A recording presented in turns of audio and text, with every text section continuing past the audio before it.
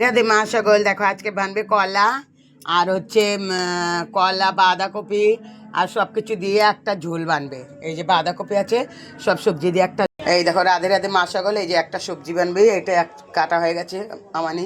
আর একটা করলা ভাজা আছে, শিউলি ফুলের লাইয়ের কচুর পাতা ভাজা, আর হচ্ছে এই যে করম চা ও টমেটোর দিয়ে একটা চাটনি, সঙ্গে আছে ভিন্ডি ভাজা।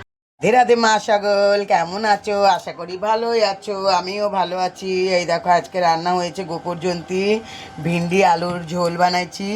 আর আমাদের উপরে গাছ দেখেছি তোমরা তো, আমাদের গাছে কচুর পাতা, শিউলি ফুলের পাতা, লাইয়ের পাতা, একটু বর্ষানা থেকেও শিউলি ফুলের পাতা এনেছিলাম, ওইটা দিয়ে সবটা মিলাই পকোড়া বানাইছি। আর এই দেখো এটা কচুর পাতা, কচুর পাতার পকোড়া বানাইছি আমি। আর হচ্ছে এটা কী বলে, কি আনছিলাম, চাটনি বানাইছি করম চার। তারপরে আছে সঙ্গে করলা ভাজা, একটু নিরামিষ তরকারি, সঙ্গে আছে ঝোল। তো রাধে রাধে, দর্শন করো মা সকল, ভোগ দর্শনে দুঃখ ধরায়, ভোগ দর্শন করো। রাধে রাধে। এই দেখো আমার গোপুর সেবা হয়ে গেল। রাধে রাধে মা সকল, ভালো থাকো। টুল বেটা রাধে রাধে বলতে সবকো বলে রাধে রাধে মা সকল। আমি বার্সানা গেছিলাম, 1 সপ্তাহ থেকে আসলাম। হ্যাঁ, তোমরা আসনি কেন?